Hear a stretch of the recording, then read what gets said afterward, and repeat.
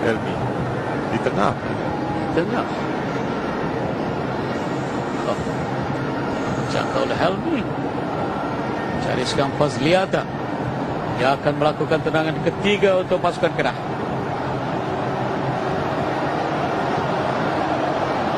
Siap sedia di situ Sani Anwar. Mengharapkan dapat menampan dan menyamakan kedudukan. Berjadi tampaknya di situ. Fazliata jadi terbuka semula kedudukan sekarang ini. Setelah kegagalan Fazliata, jadi 3 tendangan telah dilakukan oleh kedua pasukan. 2-2 kedudukan. Bukan mudah ya untuk menjaringkan penalti dalam keadaan yang terdesak hari. Perhatikan Fazliata. Gagal di situ untuk melakukan tendangan. Tak berjaya melakukan.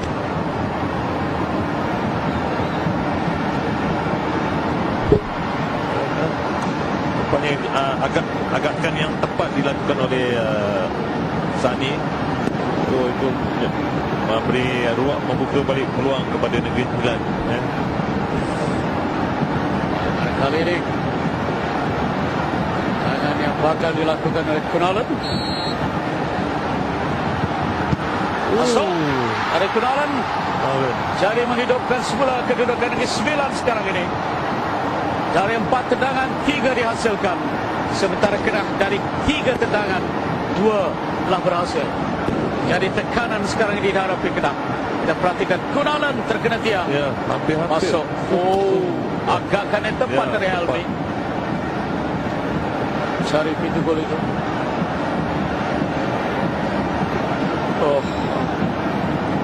Saya dia Azmi Muslim. Berdepan dengan Sani Anwar Hafsani. Tendangan yang keempat untuk Kedah. Ahmad Yusuf dan Radhi Madin. Pasti berdebar dari Azmi. Kaki kiri masuk. Masuk. Lega nampaknya dia setelah berjaya melakukan. Ini tekanan kepada Syukur Adan ni. Syukur Adan sekarang ini penendang yang kelima.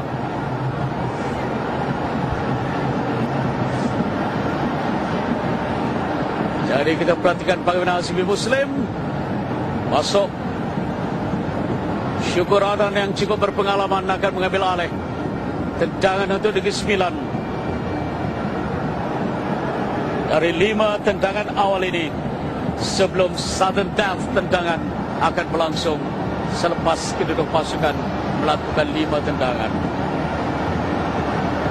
Syukur Adan, Wan Jamak, nampak jelas di wajahnya ada kerisauan.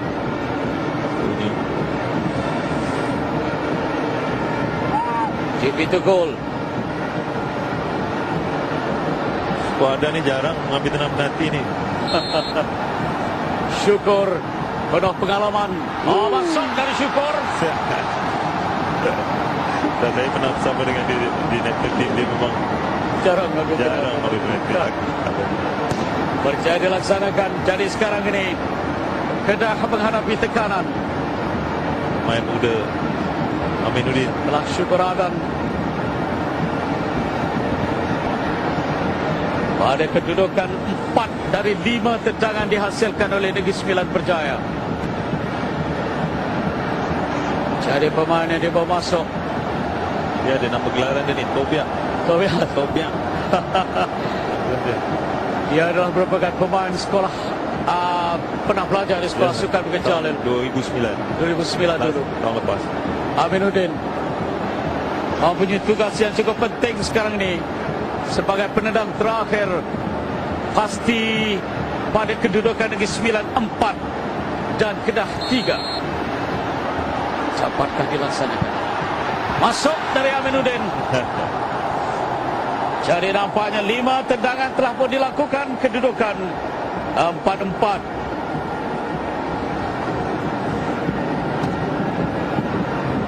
Jadi selepas ini Sadadaf,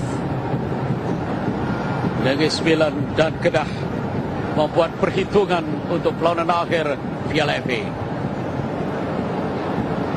Jaringan yang dilakukan oleh Amiruddin mengikat kedudukan dalam 5 tendangan. Zakwan gagal sebagai penerang pertama Negeri Sembilan. Fadliata gagal sebagai pemenang ketiga untuk pasukan Kedah.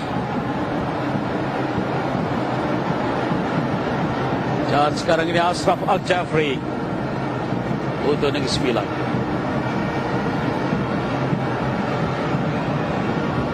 Sudden Death. Helmi.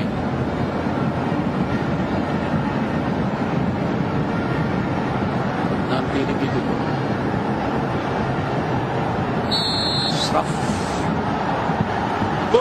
Masuk dari Ashraf. Jadi tekanan untuk Negeri Sembilan sekarang ini. Setelah Ashraf gagal untuk menyudahkannya dengan tendangan yang melambung tinggi dari palang gol.